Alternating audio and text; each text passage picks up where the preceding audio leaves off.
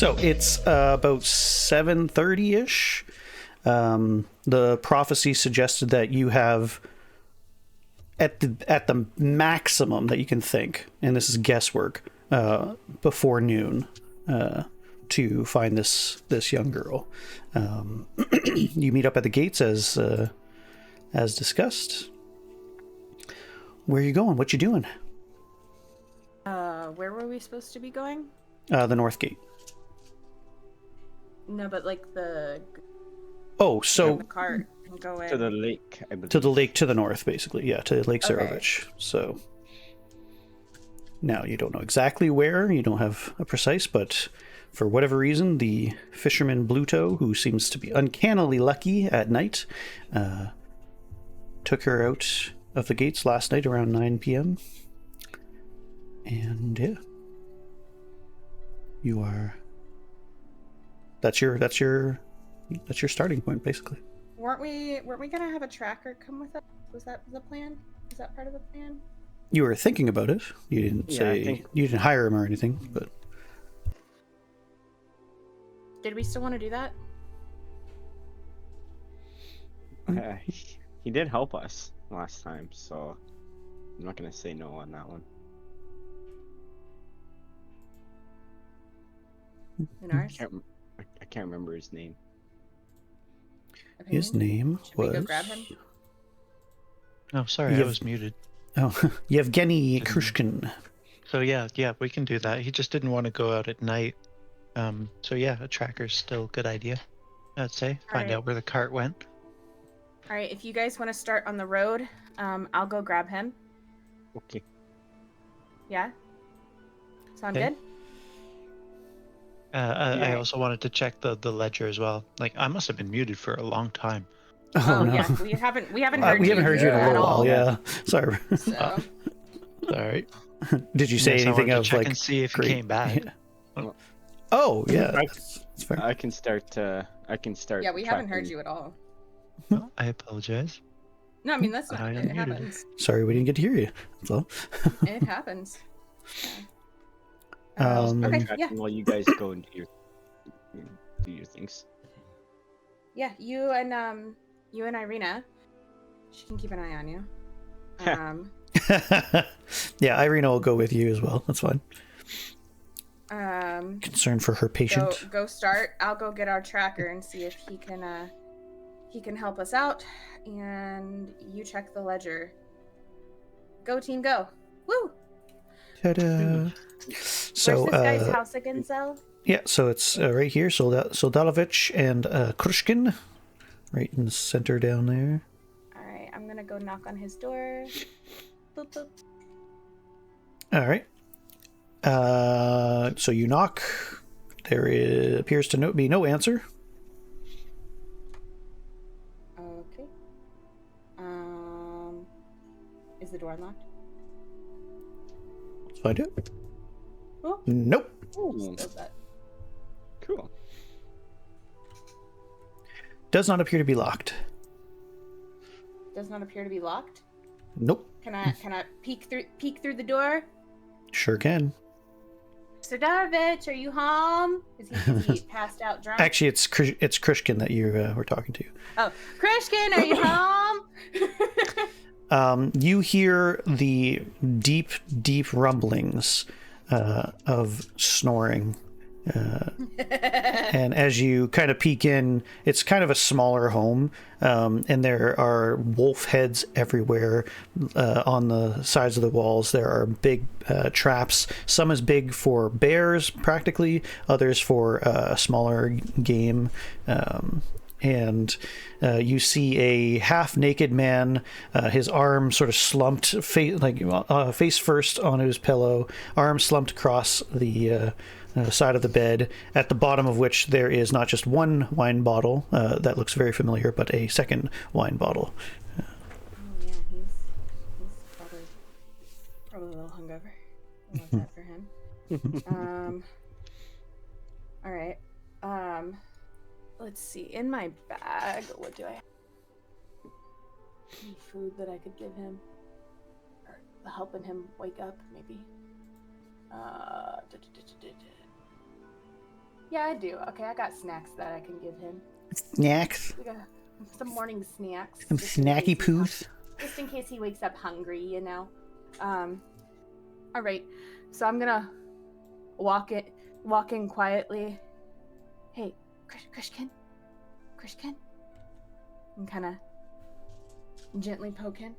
Sir, excuse me. Excuse me. Can't tell what that is. No.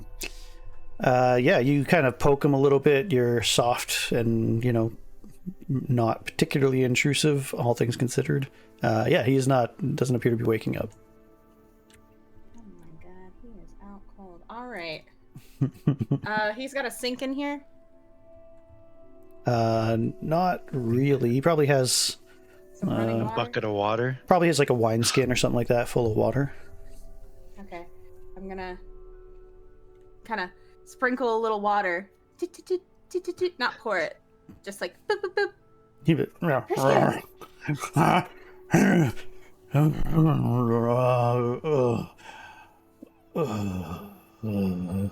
Rise and shine, good morning. What are you doing in my home? My home! I brought snacks and I also wanted to offer you a job and possibly some more wine that I have, and that's for later if you can help us find this man who kidnapped a child. Go ahead and give me a persuasion check.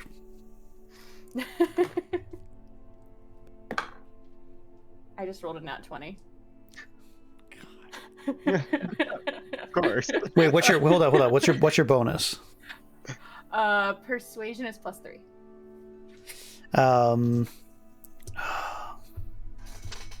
Give me a second. I'm trying to remember if that actually is a critical. I don't know if automatic success works for persuasion or not, because the DC is 25. So Either way, it's still amazing. it is very you need to lend Grimbold your dice here. Yeah, Clearly. that would have helped. It only works when it's not super important, though, because when it's super important, I get knocked off the fucking railing by a broom. Right? Then you hit a nat 20 when you want to pet a dog. Or wake somebody up. Or someone.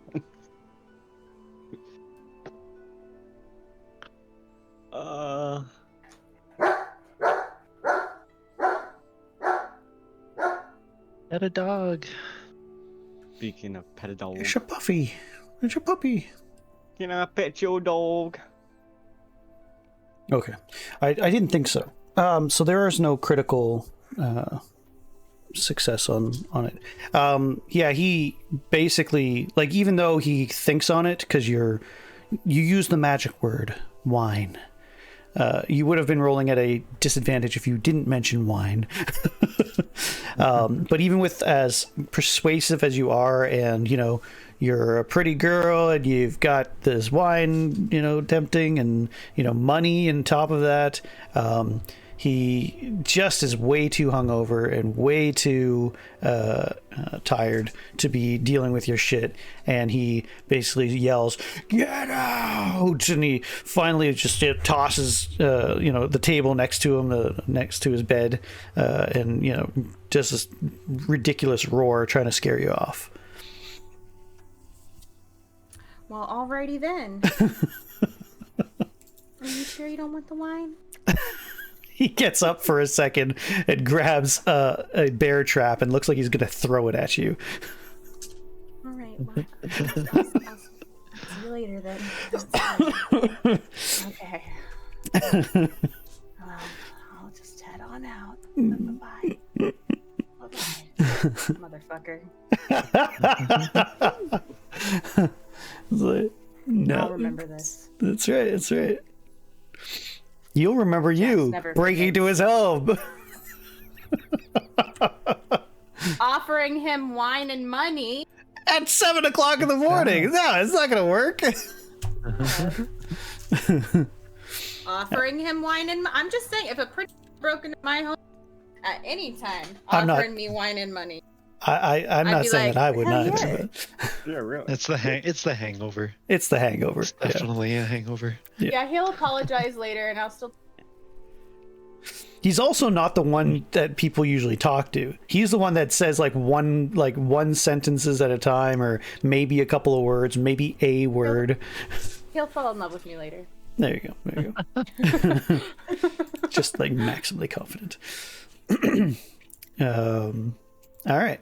Let's see here for a second. What do we have to go on? So checking just briefly, the guards kind of know who you are and your permissions and everything at this point. They explain that several fishermen and woodsmen have gone out so far, but nobody has come back in since Blue Toe left last night around 9 p.m. So. Okay. Sure. Yeah. What would you like to do? What were we following to find him before? Does anybody remember?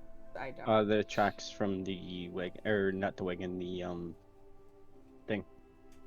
Cart? Yeah, you had a cart. Was it a cart? Yeah. Or wheelbarrow. Well, I guess that's what we got to continue to do. Yeah, it's Because practically. our friend would not wake. Yeah, it does look like he did leave with a cart, a much nicer one than he usually has. The guard notes. He suspects that it came from the cart and wheel. Maybe rented one or something like that. Which he kind of thinks about it now. That's odd. He usually doesn't have that much money to rent things, so. But, yeah, that's all he says about it. The cart and wheel. Yeah. Which is a store down by the tailor. Yep. Near where he lives, actually. Investigate that.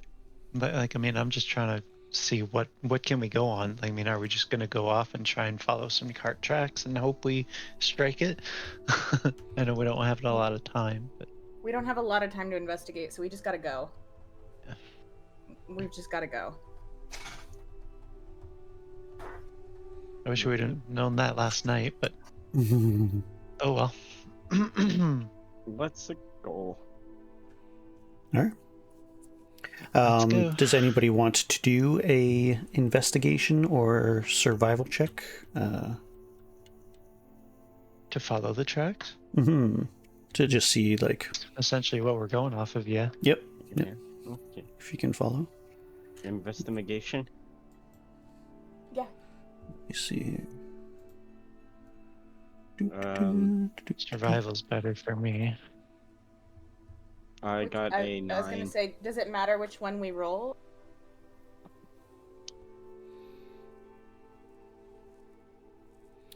Survival specifically for tracks. But if there are any other They're clues, both +1 for me. So. but if there are clues and everything I've- else, Yeah, I have I'm to not do gonna be- survival because my investigation's survival's worse. yeah, I would say survival is probably the best. I I'm got I'm not gonna be the person to do this because I just rolled a 1. So. Oh, well, guess what? I got a 3, so I'm no better. I got a 16 plus 1. It's Oh, all nice. up to you, Lunaris. So And I got a 17 for my survival. Oh, that's Zoltan. Sorry, give me a second. Yeah, Zoltan's just missing. Between you and Irina, you guys can clearly find the cart, the most fresh cart tracks, and are able to follow it all the way down the path that goes straight to Lake Zarovich. What you find is when you get there is the cart's still there. And it looks like there are usually several boats that are kind of along the shoreline. And the cart looks like it's placed right in front of where a boat is currently missing. And seems to, be hanging out there. There doesn't appear to be any boats out on the water right now. You would think you would probably see one if it was out there. But yeah, it seems like Bluto got into a boat at some point just on the southern shore of Lake Zarovich to the north. So. All right. There is a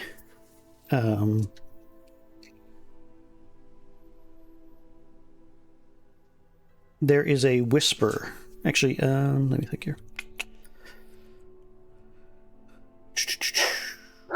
Everybody but Jax, please mute or deafen for a second. We'll deafen. We're Deafen? Okay.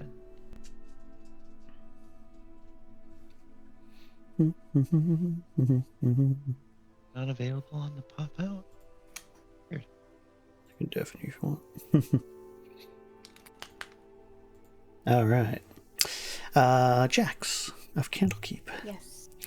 You haven't seen him flying around or anything like that. He just happens to be on your shoulder all of a sudden. This pale raven, Kirid. And the whisper in your ear, it sounds like somebody really whispering like on your shoulder. So it sort of startles you at first. And he says, "The girl has very little time. You're going to fail if you don't find her." Well, can you help us? Where is she? I could help you, but I want something in return. Of course you do. What do you want this time? I took a walk around last night.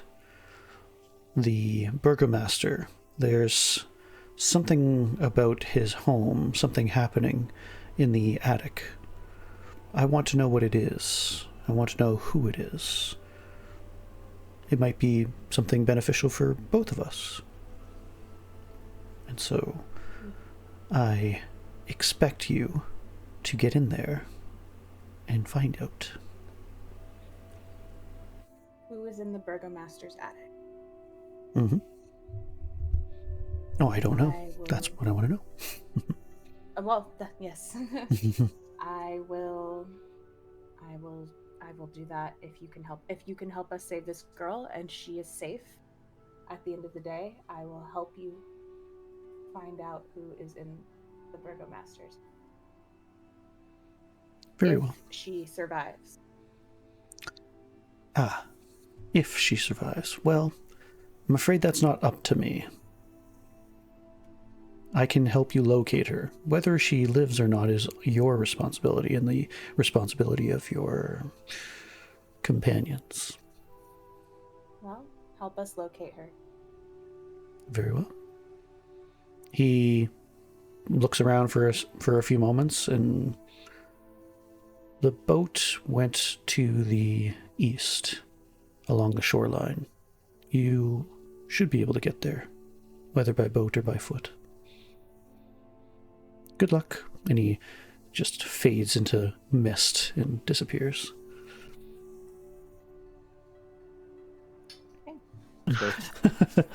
Only to have you guys all deafen again, and I need to talk to you, Lunaris, alone. Sorry. Oh, okay. Okay. No. Fine, I'll just be deaf forever. I was gonna pray anyway. Nice. So at this point, the sense of hopelessness and despair on where this young girl is just seems to sort of flood you for a moment, and it just feels like really threatening and otherworldly when suddenly a bright light seems to shine from behind you. Nobody else seems to be able to see it, though. Guy's behind me, so I turn around and look.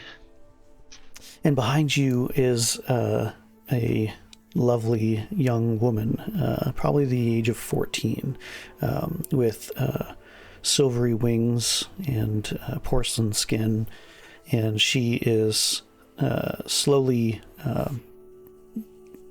just picking at some of the moss that's on a stone that she's sitting at, and she smiles radiantly at you.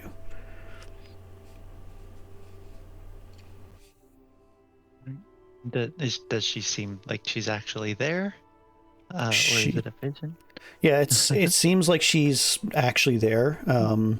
It seems like she's corporeal so far as you can tell. Nobody else seems to see the light, and even from when people turn around or see you moving and everything like that, they don't seem to see anything. Okay, well, I guess I go up to her and say, hello, what might your name be? Have you seen a girl named Arabelle? She laughs and chuckles. You've seen her before, but she seems like she's several years older. And it is, in fact, the Evening Glory.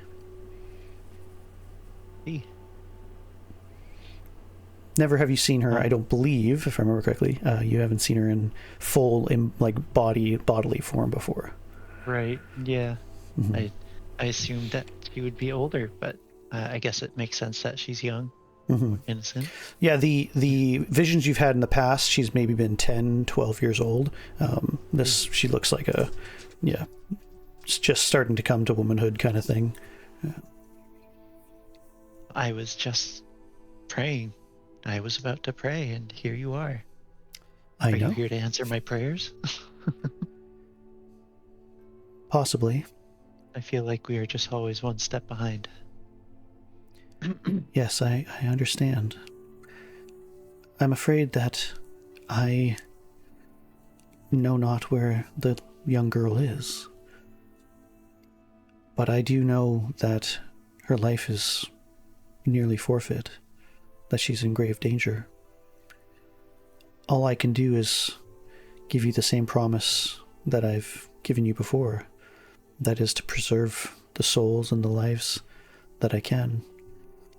If she does perish, I can promise that she can reside with me, but you'll have to be the vessel to do so. I certainly hope that she does not do so, and I don't want to hinder you more, but I fear that if she does pass, those whose souls are not resting with me, they go off into the ether and are reborn. Sometimes, something about the land has been strange as of late, and I do not know where some of the souls are going. So if she dies without me being there, then we wouldn't be able to save her soul? She'd just be a vessel, a body, essentially? Yes. The soul will already have been left. It is possible. So, even if she is to die, as if she were to die within your reach,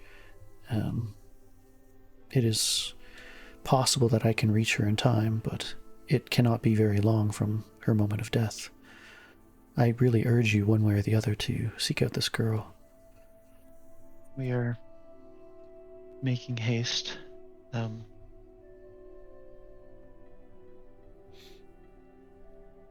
Doing everything we can to find her. Like I said, I always feel like we're one step behind, but she's out there. She has to be out there. I can feel her near. Somewhere here. Don't forget your oath. Help the others, lead them. They need you. Be strong. Be a champion of glory. Remember, your actions over words. Your challenges before you are but tests. Hone your body. Go strong. Show them the way. And discipline your soul. Do not doubt. Do not despair. Go. And with that, she seems like a mirror that collapses in on itself, just winks out of existence.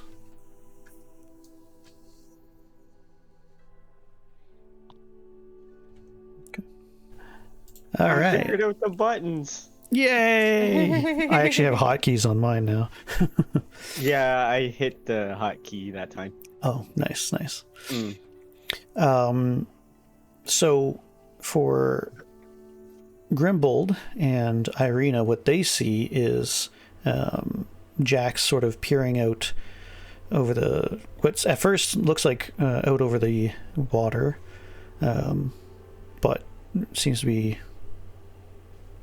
focused just over her shoulder, and Lunara sort of walks away from the lake and seems to have a conversation. Interestingly, both at the same time, and you guys are not sure what to do. Go ahead. Do I notice that Lunaris has walked away?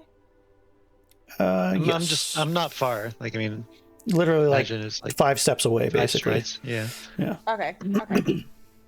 All right, we need to go east along the river, and we can go either by foot or by boat, whichever is going to be faster. Along, not the river, along the water. Along the Do we coast, have a yeah. boat here? Is there a boat nearby? There's several that seem to be out there. They look like they're not necessarily for public use, but they're just roped off. And Borrow one, leave a note. Maybe some coin. how do you know, what magics did you call upon to divine where she is? Irene asks. It's just instincts. I have instincts sometimes. They're not usually wrong. Do you?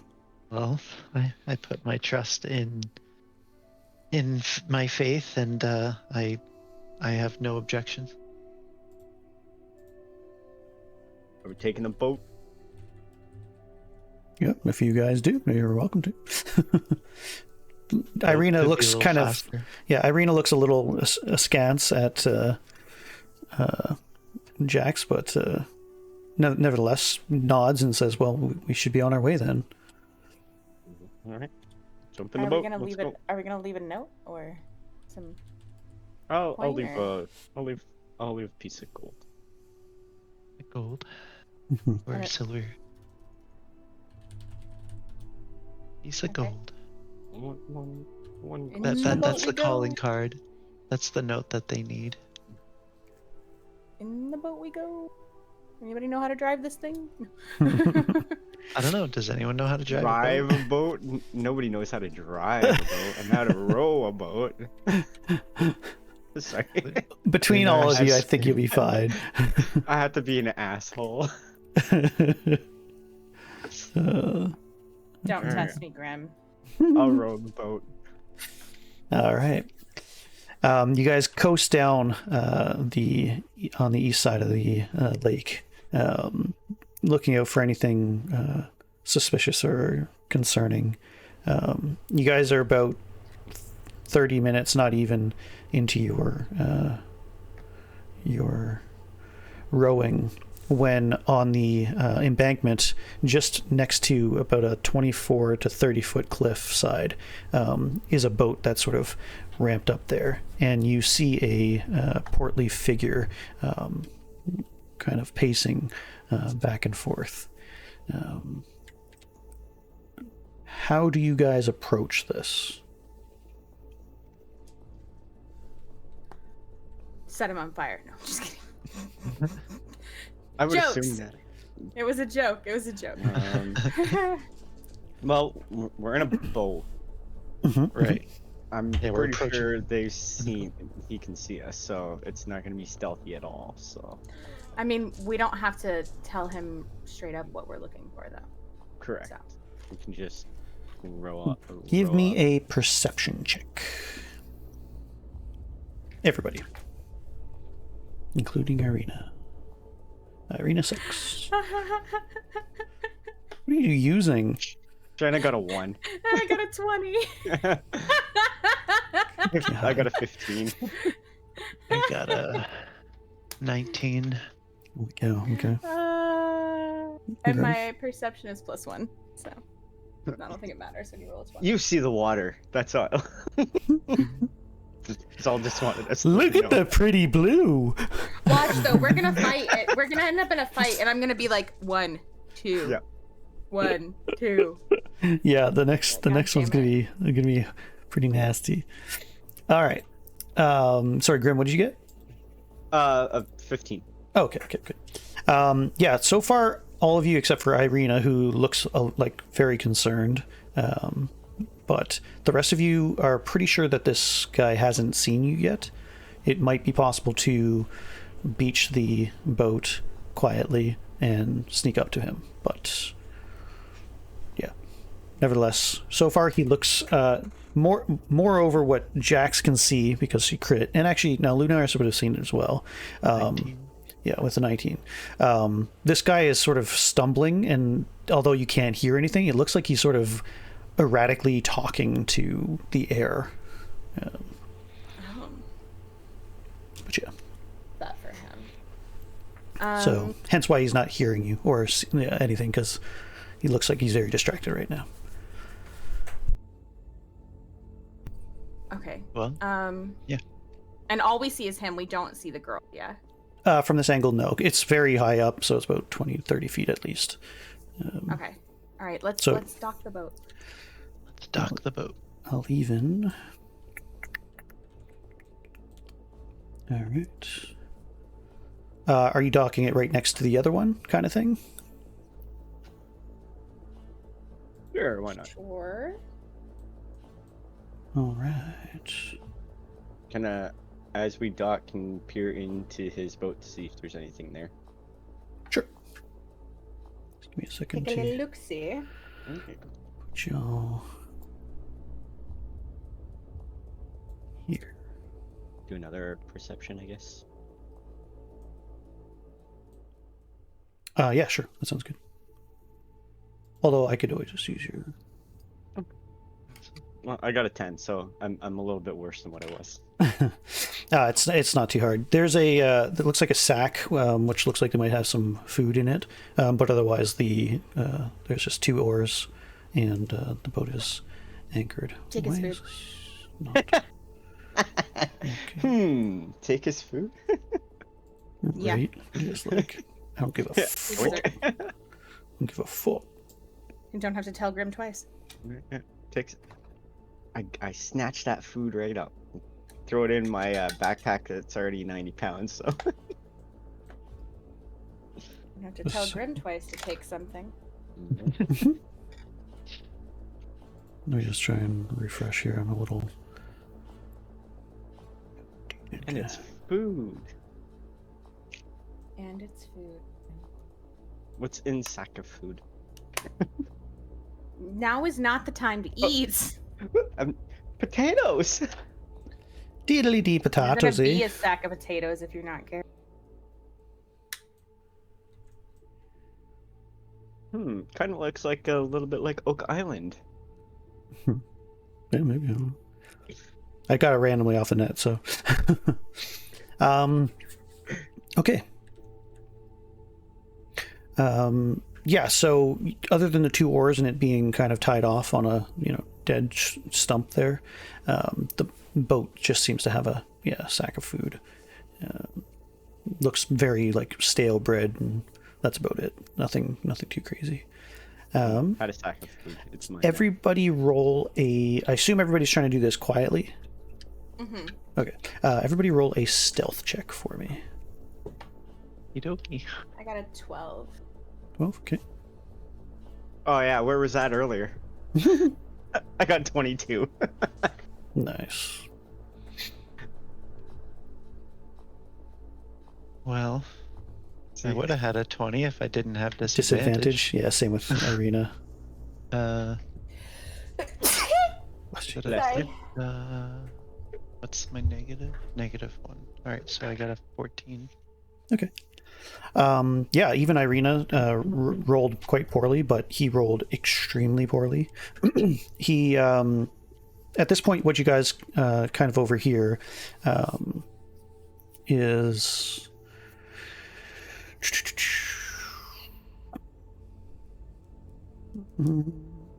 Yeah, so Bluto is unaware of your presence thus far, seeming to be conversing with something or someone as he assures himself that this is the right thing to do. It's been months.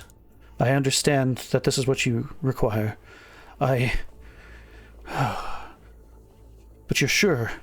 I mean, she's only a Vistani after all. There's so many of them, they're like rats. Surely they won't miss this one.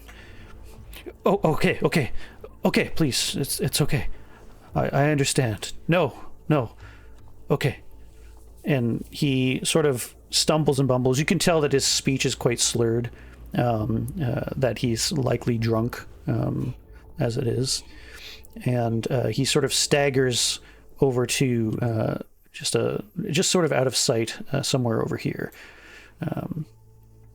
and starts to hoist a sack over his shoulder. What would you like to do? I'm going to say, for you guys, you're probably all going to be here, actually. Well, that's fine. No, that's fine. Yeah, I'll say within that. We need to stop him. He's probably going to throw her over that edge. You just want to run in? He might be too quick.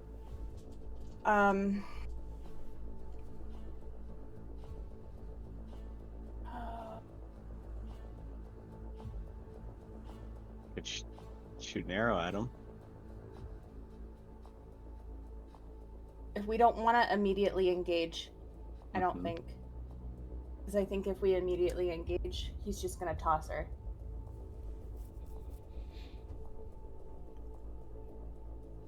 I'll give you guys 60 seconds to discuss amongst yourself before I take my action. Okay. I feel like the only thing we can do is run. How tall is this ledge? From here down to the ocean, or to the lake rather, is about 24 feet. 24 feet? Yeah. I don't think that would kill somebody if they hit the water. Kill a child if there's rocks down there. If there is rocks. I obviously can't save someone from there, so it'd be one of you two to go down there, and the other two of us run up. Yep. Okay. I'm throwing up my mage hand. Okay. And let's see, how close am I right now? Technically, this is a bit of a incline, so it's a little higher than that, but yeah, about 40, 50 feet. We're gonna hide the mage hand behind the back as I come in. Excuse me, sir. Excuse me. Okay, we're gonna treat it like. Where are you? Treat it like thing. Where are you putting the mage hand? I'm just walking in. It's behind my back, under my cloak right now. Okay, all right, fair enough. 40 feet, huh? What does Grimbold do? I'm gonna say, okay, that's where Jax is. I'm just gonna sneak, probably towards the sneak in around this area. Okay, sounds good. As she's, distracting him. All right.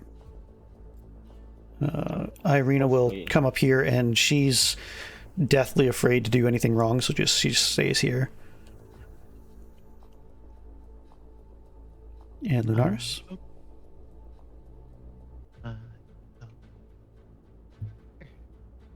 right. Everybody make a stealth check. Who is attempting to stealth? Obviously, Jax is no longer stealth, but... Nope, Jax is trying to talk to him. Jax is trying to be a distraction. 17. Okay. I got a... Oh my god. A 9. It's all right. Don't even bother rolling. I literally rolled a crit 1. So he doesn't know as anybody but Jax. That's good. Bluto, he's a pretty weathered and he's pretty disheveled. And when you speak, he jumps all of a sudden and turns, and he's stunned for a moment that you're there, as he has this sort of wriggling sack, and the sound of your voice seems to catch the attention of the person in the sack, and a blood-curdling scream erupts from her lips as she said, "Help me!" And just like, yeah, I'm not going to do a little girl scream, but it's terribly piercing in any case, and it sort of shocks him into motion. Everybody roll initiative.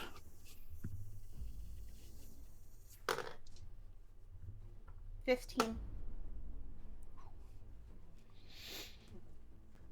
16. 0. Oh my god. I think I got 0 too with Irina. No, I got 3, but I still rolled a critical one. So critical one -1. Yeah. So she's stunned. Unfortunately, yeah, Bluto, I got advantage on this one. And he rolled a little higher. And oh, initiative is +2, so that's 17 then. Okay. Yeah. I didn't realize we had a multiplier on that. What's your dexterity? My dexterity? Yeah. 14. Okay. Roll one more time.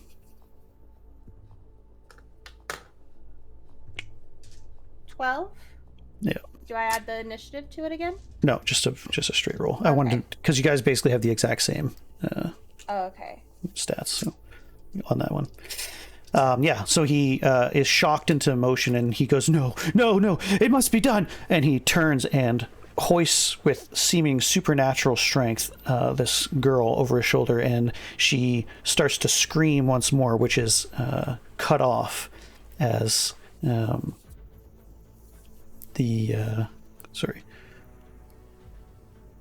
cut off as the sack careens nearly 30 feet to plunge into the dark waters of Lake Zarovich. Run and dive into the water, everybody. So I think you said it was... Sorry, I didn't actually write down your initiatives. I apologize. I got 17. 17, yeah. 16. Right, 17, 16.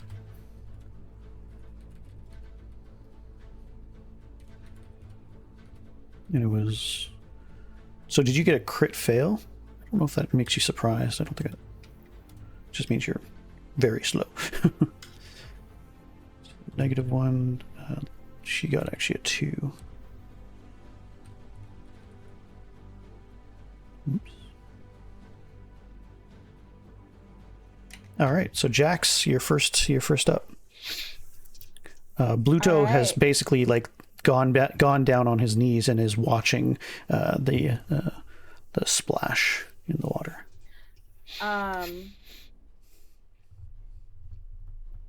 I can't send my mage hand after her, can I mean, you can, but it's going to take a moment to get there. So it also I would probably be faster, wouldn't I? Yes. I would say you. Not only that, but I don't think your mage hand can lift her. She's quite a bit heavier than 10 pounds only. Yeah. There's no way you could lift her. Okay, well, I'm gonna go running in and jump in the water. Gonna make my mage hand fucking pin his ass down, you piece of fucking shit. Mage hand's going to his throat. I'm going in the water. Yeah. All right. It doesn't. Yeah. So the skeletal magical hand sort of goes onto his neck, and he sort of. It's held there, and it does about 10 pounds of pressure, which is a good amount of pressure, and he sort of wrestles it off for a moment, and he seems to be quite a bit stronger, and it sort of dissipates in his wrestling, particularly as you dive into the water at this moment.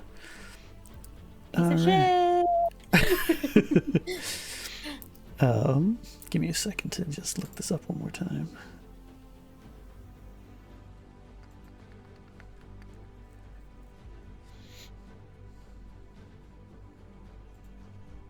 All right.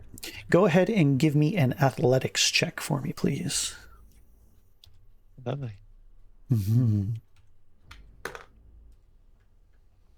17.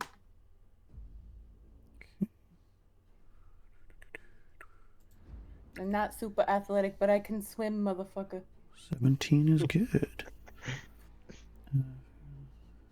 It's a good thing one of us can swim.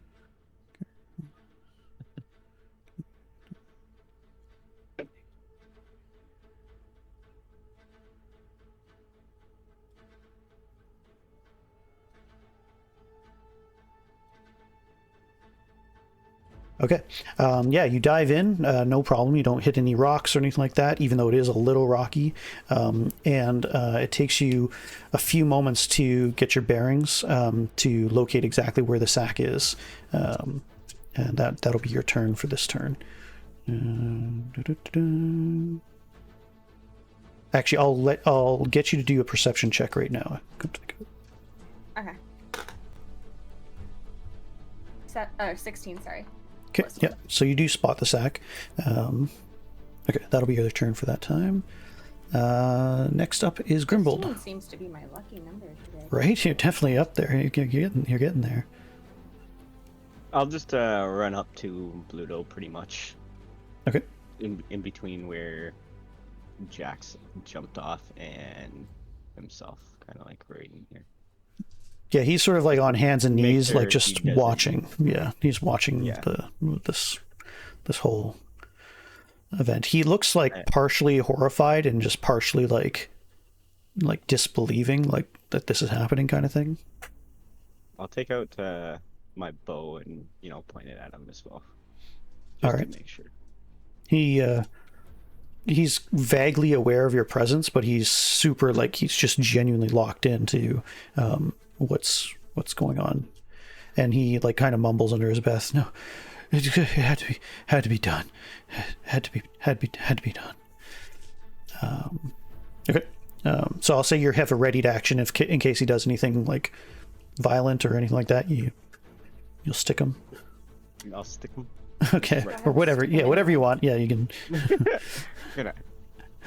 All right. Slice him up and throw some lemon juice on him. Irina, slower to act than everybody else, panics and starts running and jumps into your guys' boat, and starts to try and dislodge it so that she can kind of go and pick up Jax at this point. And Lunaris, what would you like to do? I want to grapple the guy. All right, sounds good.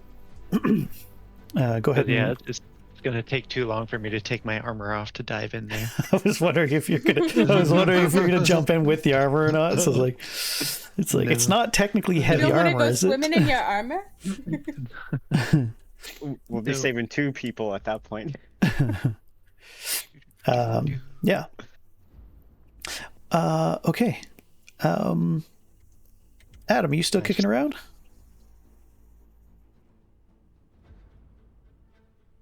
Adamos. Yes, just making a sandwich. Oh, okay. You want to do something in about 5 minutes? Sounds good. Perfect. All right. Just wanted to make sure you're there. Okay.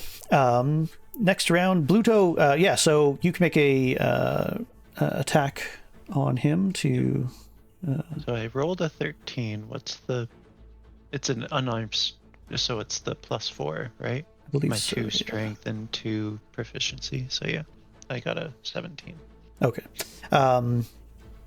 He's not even gonna fight it. He's just sort of, as long as you don't tear him away from what he's looking at, he's pretty compliant. As soon as you start moving him away from it, he'll sort of say, and wait, it must be done. I have to watch, sort of thing. But as long as you're sort of stationary, you're fine.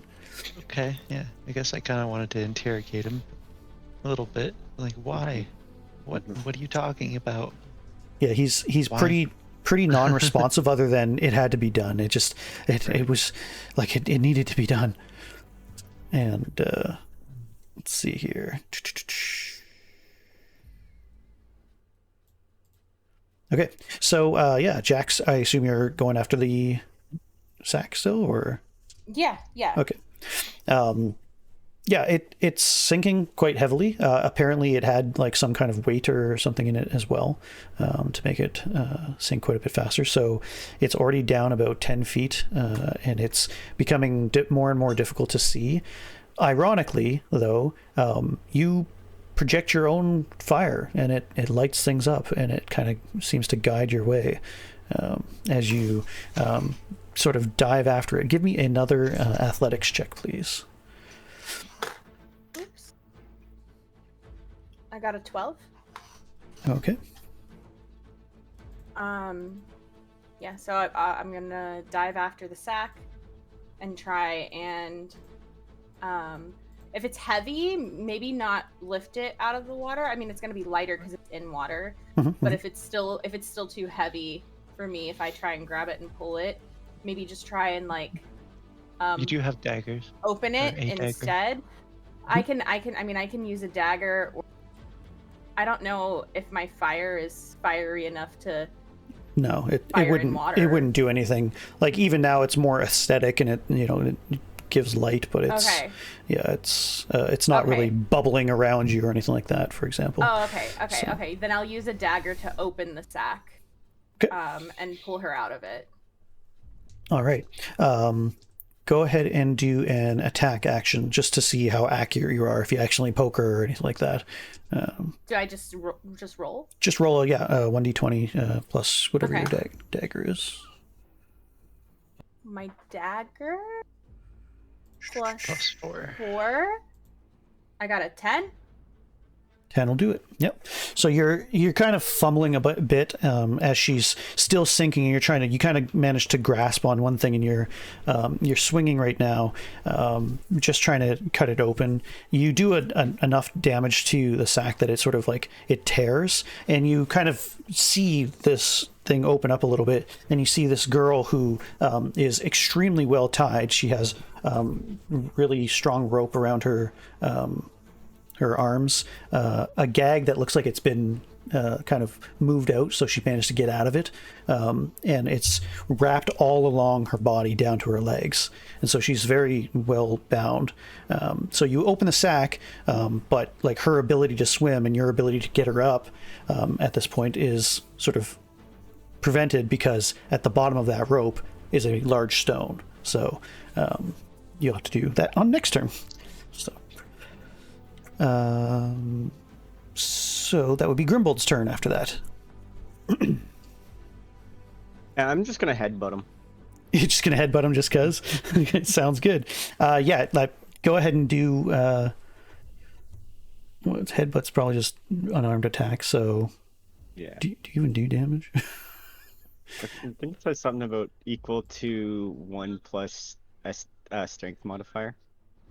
Yeah, so I think you do two damage. So yeah, he's standing there, and you kind of headbutt him, and he sort of reels from it, and it's enough damage. Like he's not particularly strong or anything like that.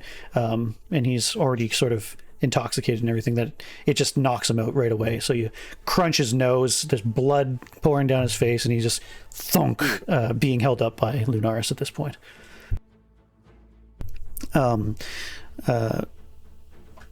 Yeah, it takes a few moments to get the boat under control, but Irina essentially gets the boat somewhere near where she saw Jax jump into the lake there. And yeah, it's Lunaris' turn. What would you like to do, if anything?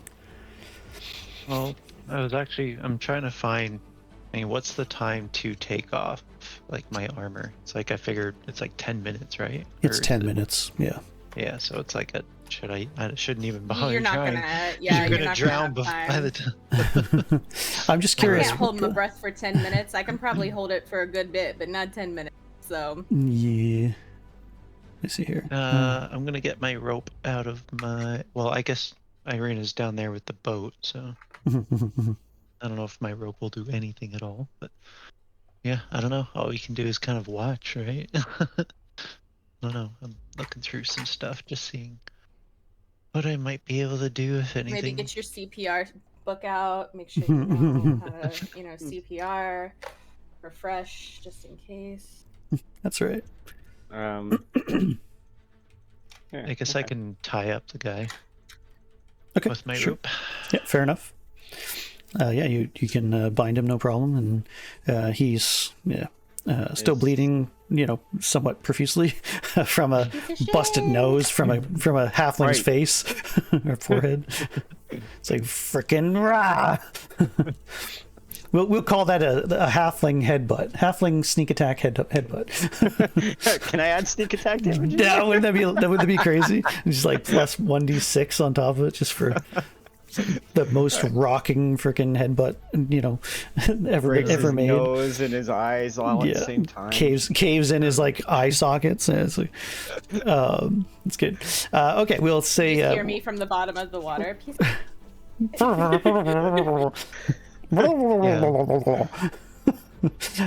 So it's Jax's turn. So you have this fairly well-bounded person. She is clearly panicking at this point. How is the rock attached again?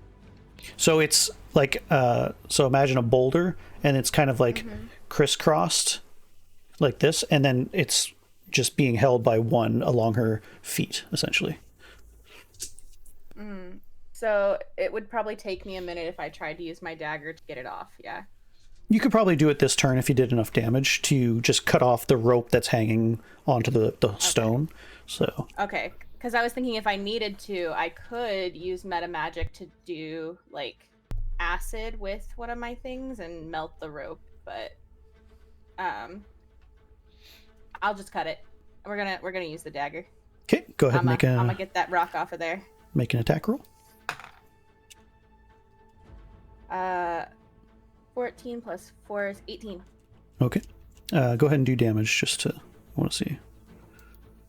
Oh, so damage is 4 plus 2. So yeah, it's Oh, you have an actual +2 to your no, damage. it has a minimum. Okay, then damage you're of 3. Okay, never mind. You're fine. I just was I think it's like 2 hit points. So Yeah, it's 2 hit points. Oh, I okay. just looked. So yeah, anyway, you kind of strike true and you grab it, with one hand at the top, and the other one sort of pulls towards you with one clean cut. The stone drops, and the amount that you've been sinking lowers quite significantly. I guess you have one of two options. You can try and unbind her so that she can swim herself, or you just try and drag her up from. I'm just gonna pull her. Just gonna pull her up. I'm Okay. just gonna pull her up. Let me see on her end. We're underwater, so the weight's not gonna be significant. Yeah, it's not like a full-grown human. And she's a child, so. But your strength is still -1. But, I mean, a child could carry an adult underwater. True. I've seen it happen.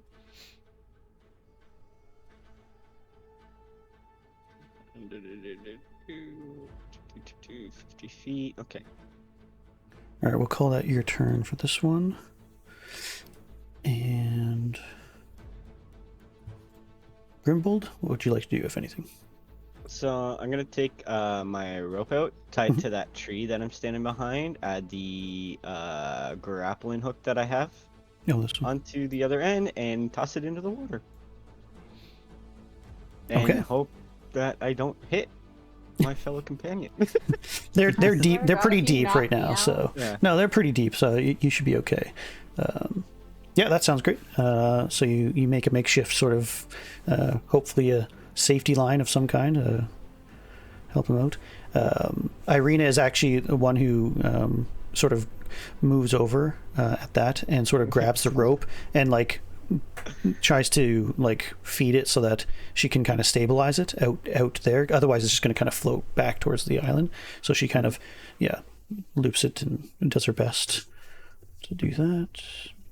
Kind of, she looks like she's kind of panicking at this point, and she's trying to really hope that something is going to come about. But yeah, Leonardus, doing anything else? I'll probably like make sure that Grimbold's line is secured, and I'll Okay. Give him a help action, basically. yeah, essentially, and be ready to like pull on it. if Okay. given the signal. Sounds good. Any Sounds good. signal. Jax, let me see. Grimble, do a attack roll for me. Just for ranged. Oh, Attack roll? Yeah. D20, you mean? Yeah, just to see how accurate or how close it gets to Jax, basically.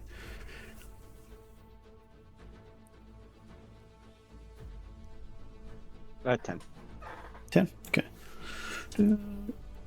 Jax, you see a grappling hook with a rope attached sort of fly by you, maybe within 10 feet. What would you like to do? You can either climb up yourself or what have Do you. I have the girl in my arms? Yep. So you're about 20 feet deep. Is she just chilling, or She's what is panicking. She's like freaking out, and her eyes are wide, and you can tell that her movements are starting to get more and more sluggish. Okay, so I'm gonna grab onto the hook with one arm, and Okay. I'm holding onto her with the other, and I'm gonna kind of pull on it, like hey, pull the Tug. rope, please. Yep. Okay. One tug. So let me just get this clear in my head. I'm Just still so I can- underwater. Yeah. So are you holding on to the rope yourself, and you're holding on to her with your other hand? Yeah. Okay. Yeah, I've got Fair her. I've got her gripped, and I've got the gripped. Okay. As I'm like kicking my feet. Okay. Go ahead and do an athletics check for me. 12 again. Yeah, so you managed to swim, kind of dragging her with one hand, swim just enough to hold on to the rope and sort of give it a tug.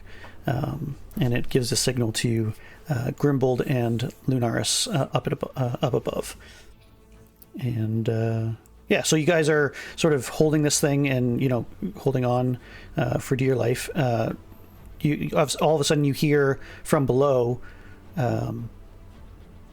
Irina yell, "I think she's pulling! Pull! And so she's kind of got it fed onto her boat, but like she kind of lets go at that point. And it goes taut. Grimbold and Lunaris, what would you like to do?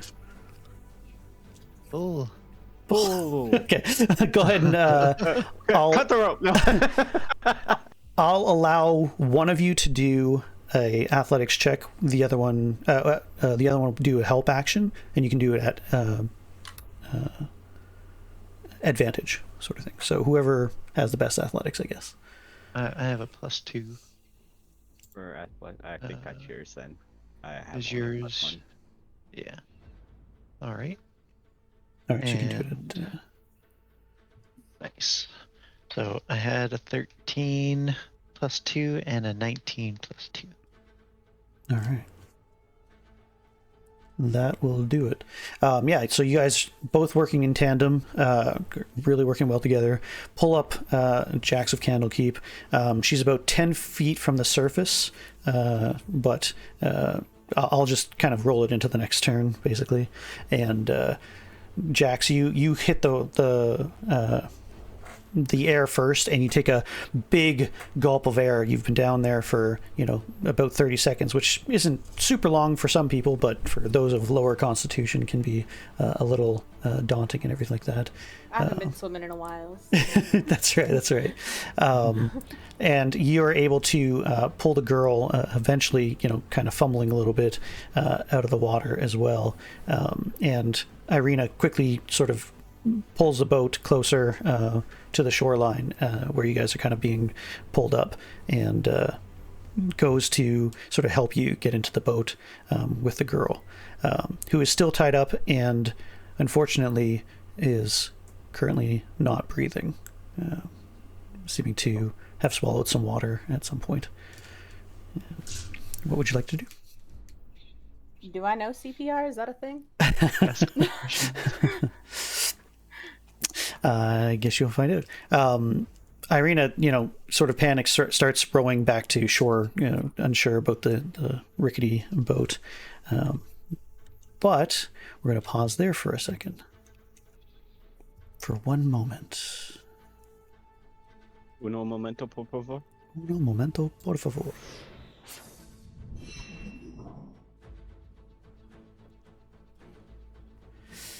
Adam, how's it going? Hey. So, it has been a better part of 2 days in the astral plane where you've been sort of captured. You've wandered. It has been relatively barren and uneventful. You've sort of stuck around this strange tree that seems to be made of blood and has a strange woman, an old, almost skeletal woman, stuck into the trunk. When suddenly, not too far down the way, you see a old woman seeming to walk from the windmill up to the hill where you are upon. And as she gets closer, you actually recognize her. It is none other than Madame Eva. Ah. And she sort of raises her hand and says, "Well, the fates don't lie, after all. I thought that I would find you here." How do you do, Madame Eva? I seem to be stuck in this dimension, and I'm trying to figure out how to get out of here, because my one opportunity, I let it slip out of my hands. And I'm here. Yes, I imagined as much. I sensed you here as soon as I arrived. Thought you could use a little help. At truth, I can't really get you out because I am here for a short time myself, and I've actually come for your help. If you Oh, do yes? Let me hear it. I sent you and your companions on a quest to save a girl, but I didn't tell you much about her. Ah. The Vistani are not meant to be able to tell the fortunes of one another, especially oneself. And so it was strange that I had the vision in the first place, that the fates seemed to include her. But she is in fact my granddaughter, Arabelle. I'm afraid that she is the only one who can continue my line. Not many know of her and our connection. Mm-hmm. But I fear that she does not have much time, and she is in need of my help. What awaits us, however, is very dangerous for myself. And I need a champion. I need someone who can defend me whilst I help her. Seeing as you're the only one around, would you be willing? Well, I don't got nothing else to do in this dimension, so why not? Thank you, Kinyani. Now, I'll show you what needs to be done with this one here, and perhaps she can help us. If not, get back to the material plane, then get to where my daughter is. The astral plane is strange that way. It is a little easier sometimes to find folds or paths that in the material plane are not possible, but quicker when you're here. And she will go up to the tree and sort of explain that the tree is one of 3 fey creatures, archfey creatures that once existed and comprised the entire land of Barovia before Strahd came and took them over. And he actually enslaved the Fanes and is known as the Ancient in the Land, specifically because he draws power from them. And this is one of those creatures. So she doesn't know how to break that connection, but she does know how to at least access her, and how she has the capability of traveling through the forests of the land. And so what she does is she takes a small dagger and cuts her hand and drops blood into the open mouth of this starving skeletal creature. And she suddenly gasps back to life, this strange wood woman, and sort of says, "Please release me." And Madame Eva says, "We know not how to do that, but I can promise that I will help you if you help me save my granddaughter." And she doesn't respond at first, so Madame Eva takes her hand again and drips a little bit more blood into her mouth, and it seems to rejuvenate her a little bit more. And she goes, "Promise me to work to release us." And Madame Eva looks at you and says, "I know where my fate leads, and it is not here. This is something for you and your companions. Would you pledge on their behalf to save the Fanes of Barovia?" Whoa. I'd have to think on this because I haven't seen my friends in many days. But I know that they'll be up for it. So I will say yes. Let's do this. She motions to your hand and gives you the dagger and says, "The next step is going to take our blood together for her to access us. Access the astral plane enough that we can travel to where it is necessary." And so she once again cuts a little bit deeper this time and feeds her some more blood and motions for you to do the same. All right, I motion to do the same. She's sort of lost some of her skeletal features this entire time, slowly and surely. But as soon as both of you put blood in her mouth, she seems to lap it up greedily, and it seems to return a certain level of her youth. And she's sort of stuck, like kind of as if like two chains are holding her back, and her like chest and her face are straight out, sort of thing. Yeah. And she grants you passage. And from within the trunk of the tree, it seems to open up, and you see another part of the astral plane. And up a little hill, you happen to see your companions. Although they're sort of not solid, they look almost ghostly to you because you're in the astral plane. You seem to be able to actually pass through that blood oak that this fey creature is a part of, and are able to walk towards them.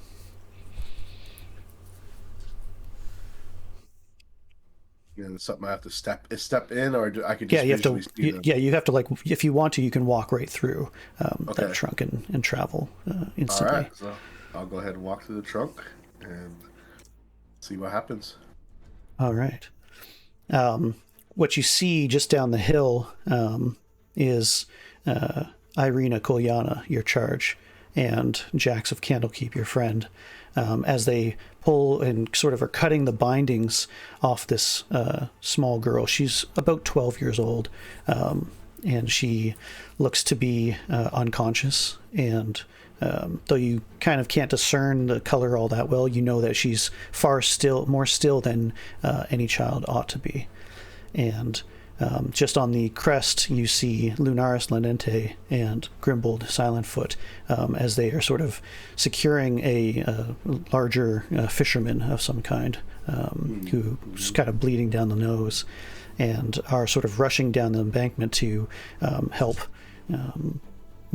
Jax and Irina to apparently save this unconscious child. Madame Eva comes out behind you and slowly walks to the shoreline where the group seems to be convening, and she turns to you and says, "Defend me whilst I do this. My granddaughter is not long for this life, but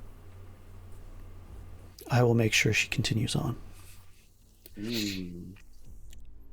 She seems to kneel down and put her hands on the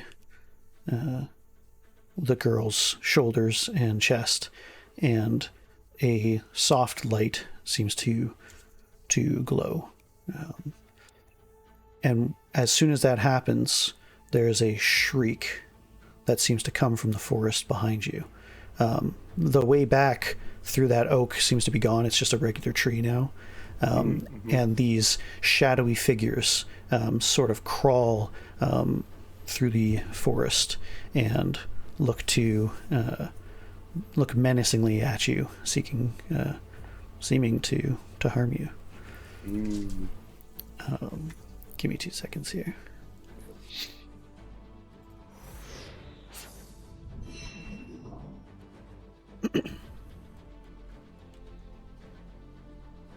All right. So I'm going to assume you guys get to shore at this point.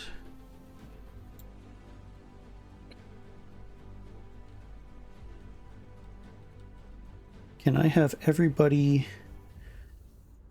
mute but Lunaris? No.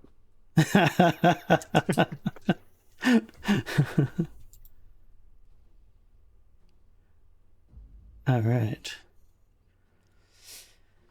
Lunaris,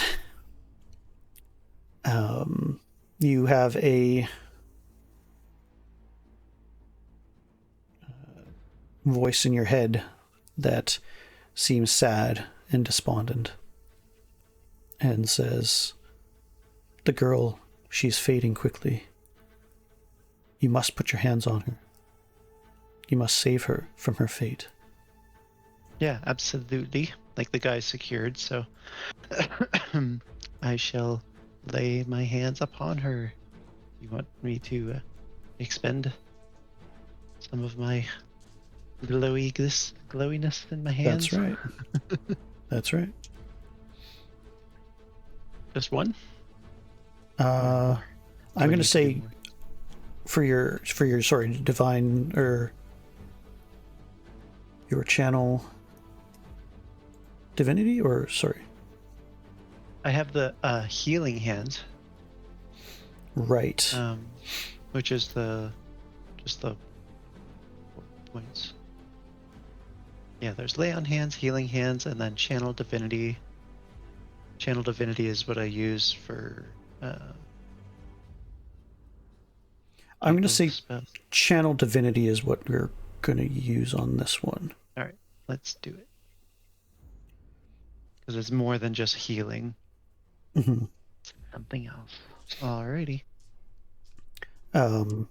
So you pour your energy, your radiance into her body, and whether you intend to heal her or not, suddenly you feel this force that's sort of preventing you from doing anything, and the evening glory impels you that there's something else on the other side trying to hurt her, to damage her, and that it is stealing its life force already, that if you don't overcome and basically shepherd her soul into my presence, then she'll be lost forever.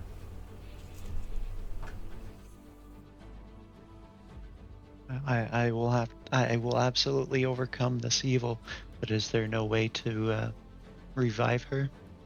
Is it her soul that we are able to save only?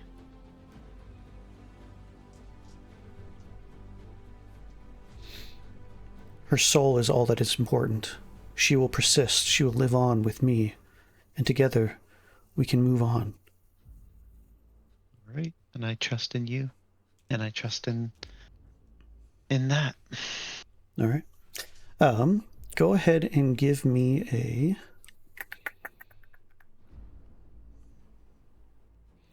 a wisdom saving throw. Okay, so it's proficient, so it's +3. 11 + 3. So 14. 14. Just write this down so I can remember. Okay. Funny, some channel divinity effects require saving throws DC 14.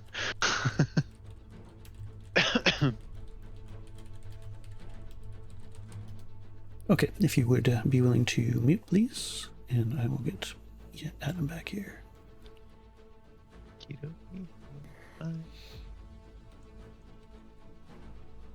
All right.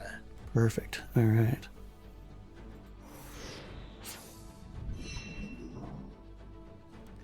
All right.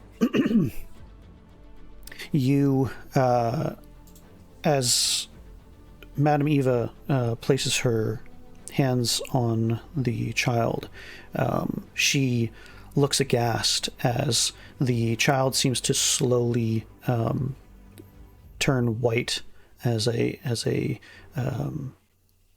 sort of porcelain aura sort of overtakes her. The shadow figures sort of come into view, and what they actually end up looking like are sort of like these black glass soldiers of some kind, wielding these long swords, and two of them rush you instantly. And go ahead and roll. Do you have your character sheet up, or? Yes. Okay, go ahead and roll initiative for me. Just right next to the armor class in the top, right in the center there.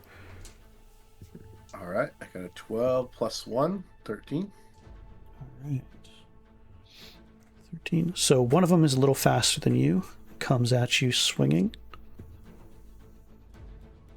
but misses and misses. Okay. So they almost look like chess pieces of sorts. Although they're like armored characters, they're sort of like this kind of black glass. And when they swing, they kind of make this terrible screeching sound. They're sort of fully armored, but themselves look just such a strange material. But it's your turn. Okay, so I'll go ahead and, since I don't really know how, like, if they have since they're shadows, right? They're kind of like they're I want to do either investigation or insight, maybe to like figure out how to hit them. Unless I can just attack, and maybe it'll be like their hit points. I think a perception would probably do well enough. Yep. Okay, let's do a perception check. And I got an 18. Nice. 15 + 3. Yeah, you think that not only would your hammer do the job, because they seem like fairly, even though they look like shadows at first, the closer they get to you and to the girl, it seems, they solidify into like an actual glass soldier, and so your hammer should really do the trick, especially since it's technically magical. Okay. And awesome. you might even do more than normal damage because of it. So. Okay, so I'll do a 1d8 + 2. And I'll go ahead and roll for my. I got a 3. For my bludgeoning. Bludgeoning. Oh, for your damage. And then for my damage, I got a 17. Oh wow. So okay, so 17 hit, and then 17 to hit. Yeah. Yeah, and I think you would have been using your 1d10 + 2, not 1d8. Oh yes. So you can go ahead. 1d +2. Roll Let's do under that. 2. Okay, that's a 9 with the damage. With For plus my 2? 1d10. Okay. With plus 2, yep. All right. Yeah, so you strike solid right into the center mass, and even though this thing seems pretty armored, because the armor looks like just straight glass of some kind, this black glass, it erupts into this shattering pattern that cracks it and obliterates it. You know that you are strong, but you're not that strong, and so it's clear that these creatures are actually weak against your hammer of some kind, and so are taking sort of double damage at this point. Gotcha. But, yeah, so you smash that other one. Seeing its companion obliterate does not stop its viciousness, and it attacks quickly, missing you and missing you again. Sweet. I roll really poorly. Okay, let's do this one more time. If you want to mute there. Yep, if I unmute.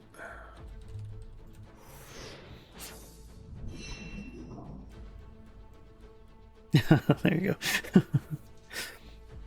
Like, get over here. Just me? Yep, just Or you. everyone? Just you. Oh. You hear a tinkling sound as you're pressing upon the girl's body, sounding of shattering glass or something like that, and you hear a gasp in your mind, and the evening glory speaks once more. Quickly, I'm losing it. Press harder. Use all of your energy, all of your strength, everything. Save the girl's soul now. Do it. All right. You will use all channel divinity and all healing for this. Healing hands, lay on hands, channel Yep. divinity. And You want my divine sense too? no, that's fine. And go ahead and roll one more wisdom saving throw at. Okay. Yeah, we'll just do wisdom saving throw.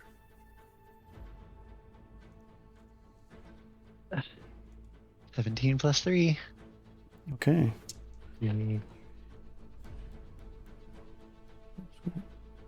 So that's what, 20? 20, yeah. Okay, damn. All right. You notice the beginnings of the characteristic sort of porcelain or what would you say, marble sort of crossing the person's body. Give me a second. I still have 3 level 1 spell slots if we need some more.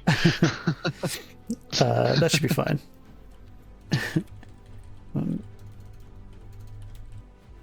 Hello? Hello? We're allowed to talk now? Yay, everybody's allowed to talk. I probably should have kept Adam's original thing hidden anyway. Perfect, actually. So, let's just back up just a second, because I kind of went ahead a little bit.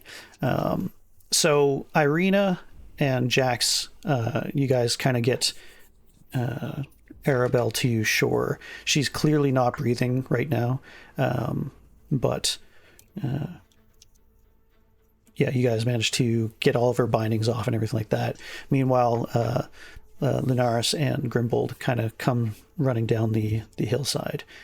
What does everybody other than Lunaris and basically Lunaris do?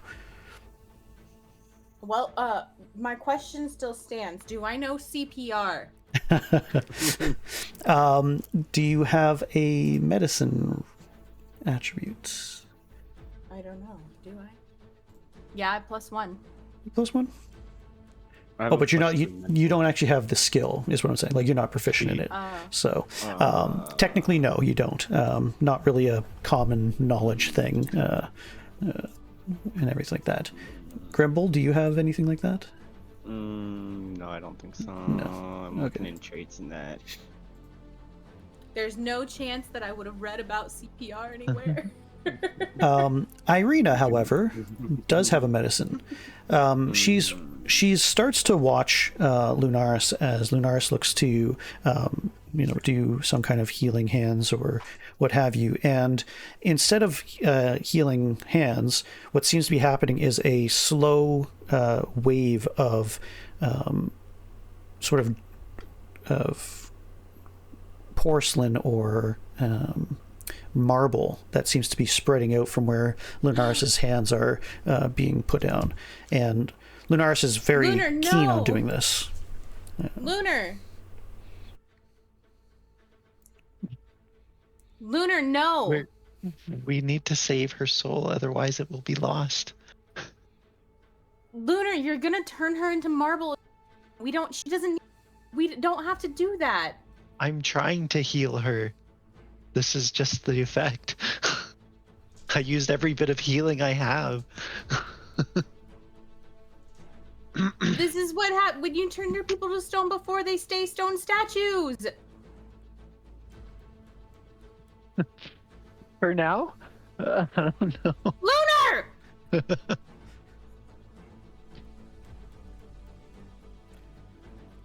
Lunar, you have a... I'm just going to type it to you because I don't want to force everybody to mute again. Magic works weird here in this realm. You can't just turn everybody into statues, Lunar! I'm not trying.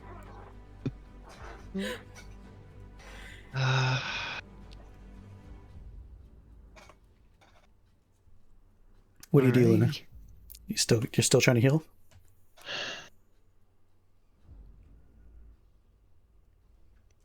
Irina says this is wrong. Just let me try and help her. Irina, help her. Lunar, stop. I definitely want to stop, but I don't want to be a fallen paladin. Like, I mean, all right. Yeah. This is crazy. All right. Can I just like pull the girl away from you? Yeah, I'm gonna stop. I was gonna. What if it's not you stopping and it's me pulling her away from you? Yeah, I don't know. Sure. Okay. All right. I'm gonna pull her away from you. Yeah, Irina. I'm gonna headbutt Lunaris. Good job, Griff.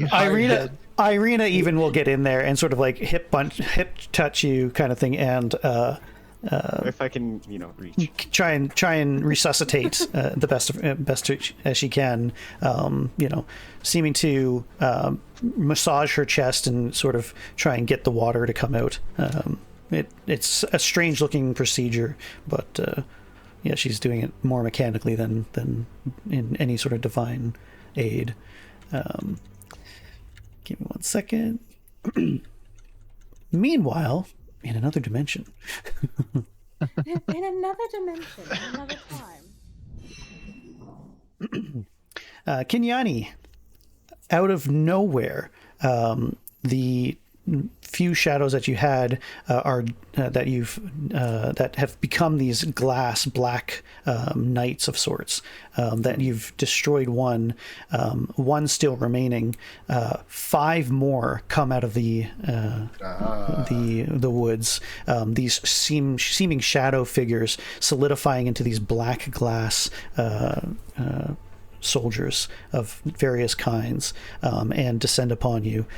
Madame Eva yells to you as she has her hands sort of over top of Lunaris's, as this sort of seeming marble and porcelain energy sort of takes over her granddaughter, and she hears the back and forth, so do you, of the companions, and she yells, "Hold them off for a little longer," as she seems to focus a great deal of her energy into her grandchild. Give me a second to roll initiative for these guys. And... okay, you had a 17, right? Yes. That was that was 17 to my 1d. Oh yeah. So sorry. What was your initiative again? Sorry, I didn't write it down. My initiative was 14. It was look at the log. Oh right, thank you. Where is my log at? I got it here. Okay. Oh, I think you put intelligence, but that's fine. I'll use that anyway. So it's 13 plus 3 is 16. So it was 16. Okay. Okay. That's fine. Okay. 2 are a lot faster than you and come in on sort of pincer attack you and start swinging. Holy God. I've never rolled this poorly against you guys ever. Like literally 1 and 3, 4 and 6, 8 and 2 was my back-to-back rolls for all of what's happening here. It's really annoying. That's okay. Next time we play, you're gonna fucking desroy us with That's right. again. It'll be fine. Yeah. All right, there we go. It'll I be got that fine. one. I got Shannon's that one. gonna die by a paintbrush. Or Drax. Something. Some A weird thing. leaf is gonna fucking stab me in the eyeball and murder me. I don't know. So the Imagine first one has 2 blades, and he kind of does 2 deft cuts, sort of long, short swords, and you manage to dodge both of them. Unfortunately, because they have pincered attack on you, they get advantage to attack, and one strikes a critical hit, not a critical hit, but an incredible hit, using a great sword, slamming into your back and doing 12 points of damage. Okay. Last session I was at 27 to 32 damage. Would I have rested to get my full hit points back by then? No, not yet. Okay, Yep. okay, cool. So then 12 damage. Okay. Ooh. 1d10 plus. Yeah.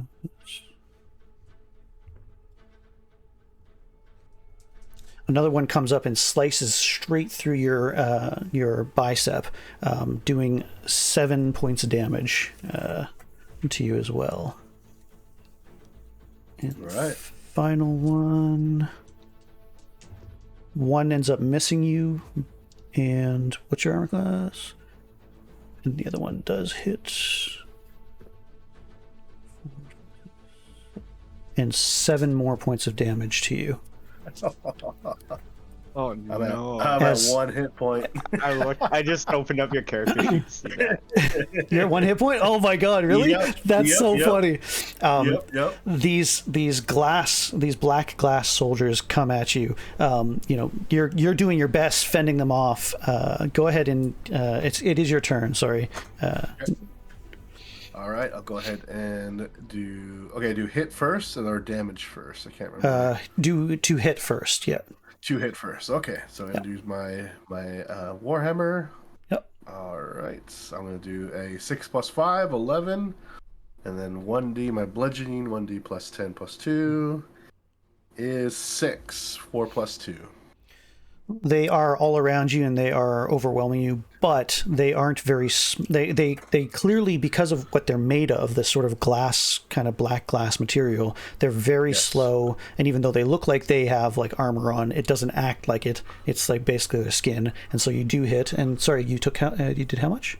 I did for damage 4 plus 2, so 6. 6. So you don't kill it, but you do smash it, and one of its arms kind of shatters into a billion pieces. You're surrounded and you're kind of at the last cusp of your life at this moment, but we will pause there as we go on to the next scene.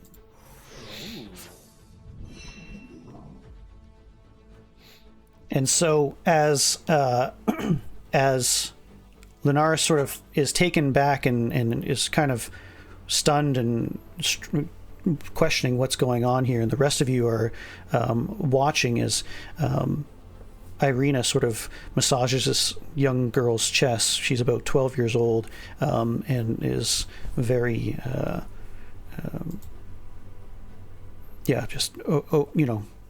clearly at the cusp of her life. The marble and the sort of porcelain sort of aura that she had started to take across her body slowly starts to dissipate, and instead is replaced by a sudden pulse of sort of bluish light, and she sits up straight, coughing wildly, from all this water that she had swallowed. And you see her kind of arc her head to the sky, and she goes, "Grandmother!"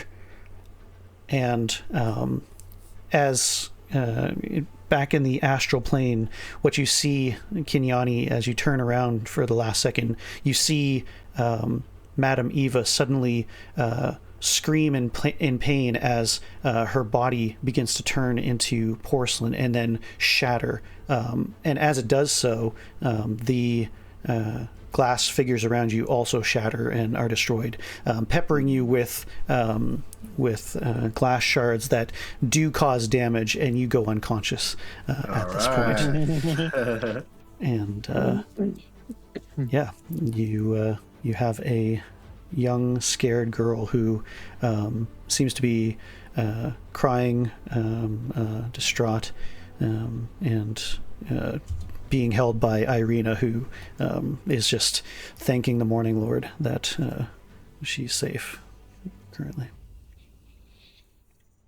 Lunaris, did you just kill her grandmother?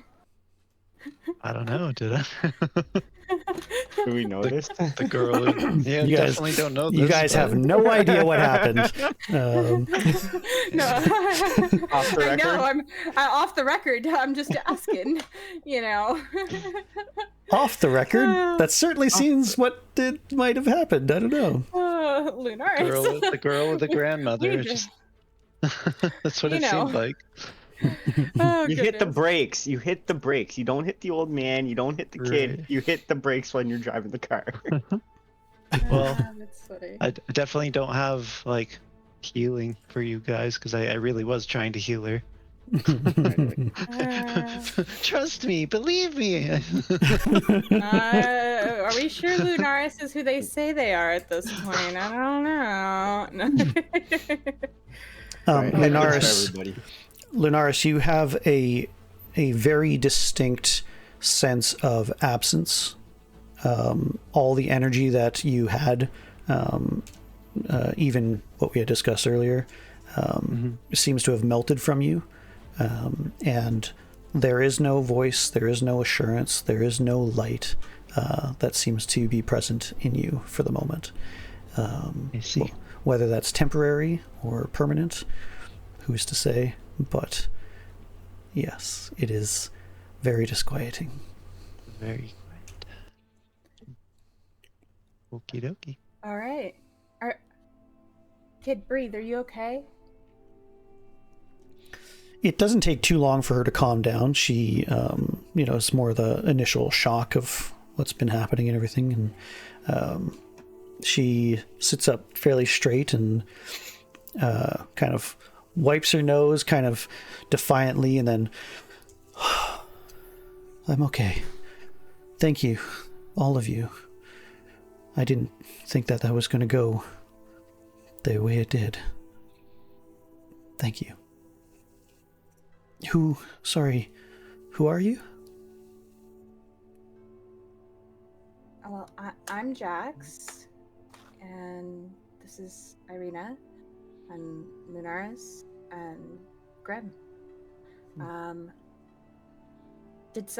Where's the man who took her? He's tied up. What by the about rocks. what about the other one? The other one. The elf. Where is he? What else? How do you know about Key? Key's been missing.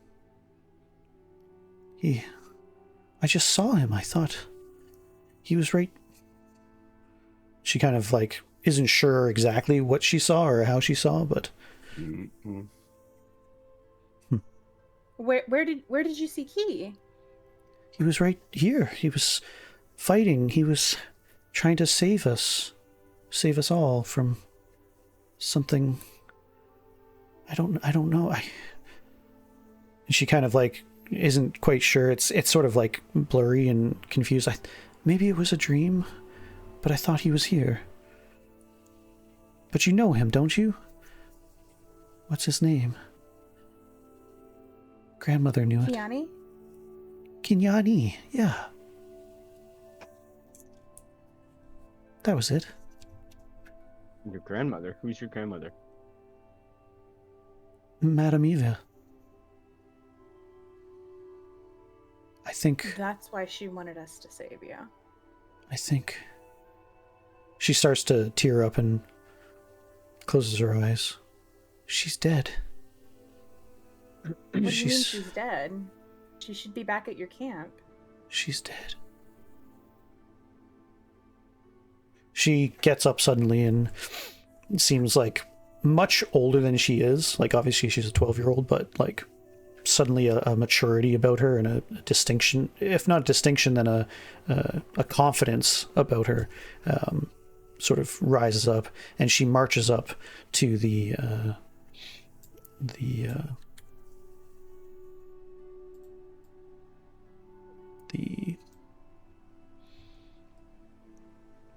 hillside or cliffside, and I'll even actually let you see her now.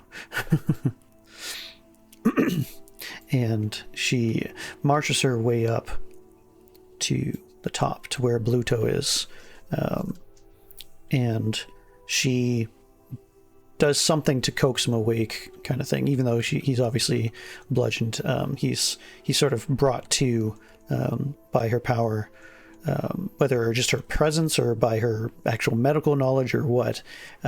And she kneels down and says, "Foolish, sad, evil little man. What is not nearly as evil as the drink that you consume. From now on, always shall the drink that you consume be nothing but salty water." And there is a palpable aura in the area that seems to impose itself upon Bluto, and you guys all kind of get a chance to feel this as some type of curse takes hold of the poor fisherman and drunkard. That's what you get. That's right. That's what you get. I don't feel bad. She smiles sort of slightly at Jax, thankful for the backup, and sort of says, "You would make a good Vistana."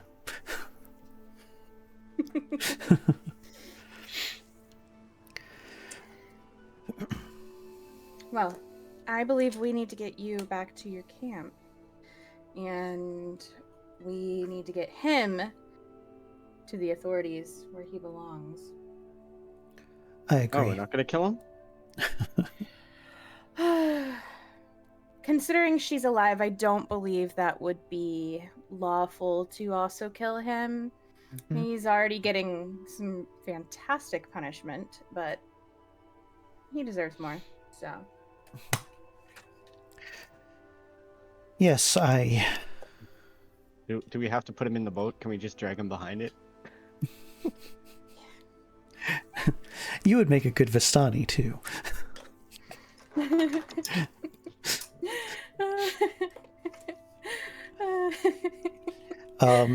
I didn't think he would drown, I would say yes, we could drag him behind it, but I think he might drown. Grim.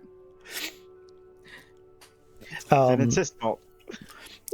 Arabella, kind of smiles and chuckles and kind of looks at Lunaris and puts her hand onto your arm and says, "My grandmother says thank you for trying, but be careful," and just walks away.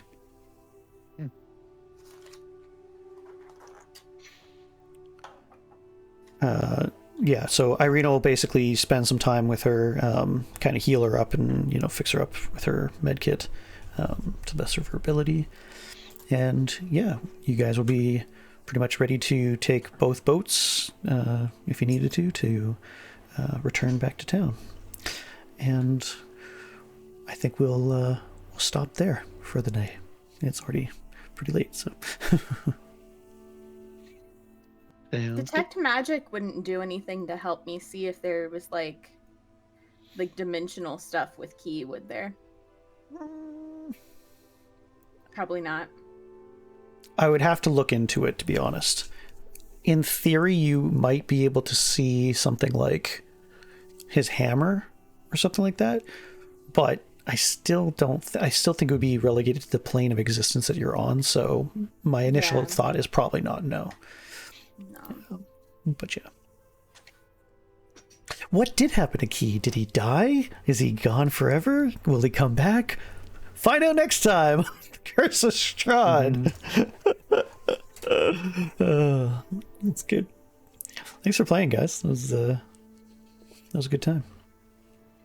And you guys managed to save her. You guys, I was like, I wonder who's actually going to jump in, because other than Jax, I don't know anybody who could really pull it off, except for maybe Grim. So, yeah, you did the right. You did the right. Think Irina could have?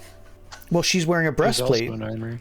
So. Oh, that's right. I forgot she's all maxed out with her own armor. So I'm like, yeah, she'd sink like a stone. Lunaris would sink like a stone. Lunar might have been able to like overcome the weight, but you don't have an athletics proficiency, so my channel divinity does though. Oh, or like So yeah, that's what I was explaining. What it actually does is it's the peerless athlete, so I get advantage on athletics and acrobat checks. Okay. Doubles the amount I can carry, push, drag, or lift. Distance of my jumps increases by 10 feet. Long and high jumps. Okay, that's pretty cool. Yeah, so like I couldn't really find much on like drowning or where do I find that in the player's handbook? I've been trying to find it. It's probably in. Like, I think it's in the DMG, if I remember correctly. I haven't looked it up. I think it's 10 feet. So for movement, from what I recall, you can move a third, I think, of your movement speed in water. So it's 10 feet per move, if I remember correctly.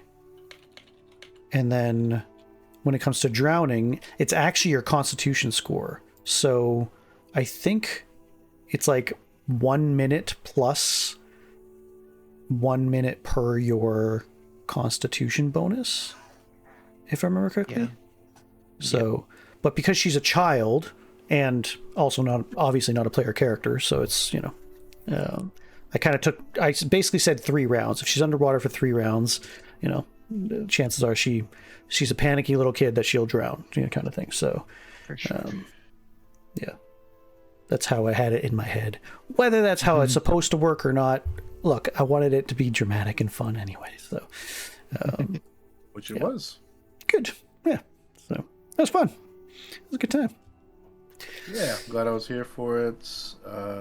It was nice having you here. Yeah, every weekend I'm gone 2 hours from my location with my partner and getting things figured out as far as marriage in the future and living together and all this good stuff. So definitely taking this shit seriously. Yeah. Other than that, it was nice to be here. The only reason why I'm here because I'm sick. So, you know, that's the only time you guys will be able to get me is when I'm sick and I'll have to be here. So that was fun. We just have to get you sick every weekend. Well, I feel like I've been sick every weekend for sure. Right? But It's been a while. I've been sick for a month. Yeah, it's like yeah. I literally don't know. Like it's just obviously kids and going to events and the stuff of that. Like that's all intermixed of it. But and not being sick for 2 years or probably 3 years for COVID. So like definitely. Well, I mean, yeah, getting isolated and not, you know, getting used to being sick here and there rather than that's just as much of a potential. Yeah. So other than that, yeah, it's been good. So. Well, spoiler alert, I won't like completely kill off Kinyani, you know, but yeah, it's I thought it would be nice to pepper you in anyway. I did actually want you to play today because it's like, oh, this is actually a really great way to like figure out how this would have happened type of thing. Yeah. I'm glad you incorporated me, and whether you did or didn't, it's all good. So I had fun. I'm curious. I want to make the VOD so you guys can see what was happening, but basically, out of character, like what Lunaris was doing was bringing about the negative force that Key was supposed to be defending against, essentially. So so it was sort of this weird, crossover type of thing. But which is why I didn't want anybody to hear anything, because okay, what are you doing, Lunaris? Okay, what are you doing, Adam? Because what you guys chose to do was basically affecting the other worlds. By using my healing, I brought more enemies in Key's area. That's what I basically, for your wisdom save, whatever you rolled, if I would do like the +2, so if let's say you did 14, right? Yeah. I'd make that as a +2. That means 2 people are attacking Adam. And then you rolled a 20 altogether. Well, that's 5. So there's 5 people that are attacking Adam. And here I'm thinking, oh, look, I got a good roll. Yeah, I got this great roll. I'm like, yeah, you did. I'm like, oh, shit. So I went over to Adam. I was like, so you got 5 guys on you, bro. I'm almost dead. Yeah, that's interesting. And yeah, you got 1 HP left. So was it like attracting dark energies when I was trying to use my holy energy? Can't really tell you, right? So can't really. That's part of the secret. I'm sorry. It's I have a theory. Go ahead. Yeah, you can say it if you want. No, I don't want to say it. But I have a theory. Okay. And then Baldur's Gate Education #1.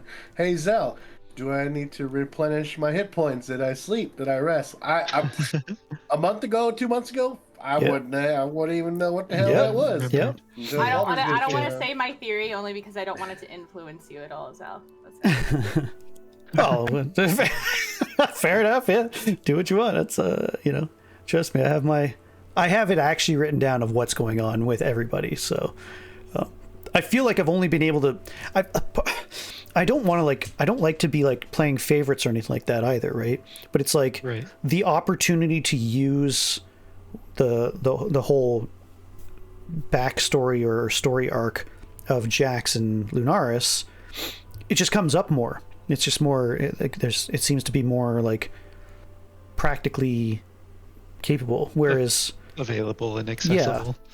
Whereas even with Kenyani, that's what I kind of had in mind was okay, well, being stuck in the astral plane is one thing, but that doesn't mean that he can't be influenced or have his main story arc not a part of that. So so there's a bunch of ideas that I'm okay, well, if we do go that way, I mean, I can do it, sort of thing. Grim is the one I was it's for some reason it's the one I'm not sure how to incorporate more, and that's probably more on me than it is on you. So anyway, I'm thinking about it. We've talked about some things. So that's right. Yeah. So we got there's some works in there that we. Yeah. We just got to get to those places. That's right. So anyway, that's good. Well, once again, thanks everybody. Say goodbye to the audience at home that may or may not watch this at some point. And hi, future me. That's right. Thanks again for watching, and until next time, I am Zell, and we'll see you in the future. Peace. Bye.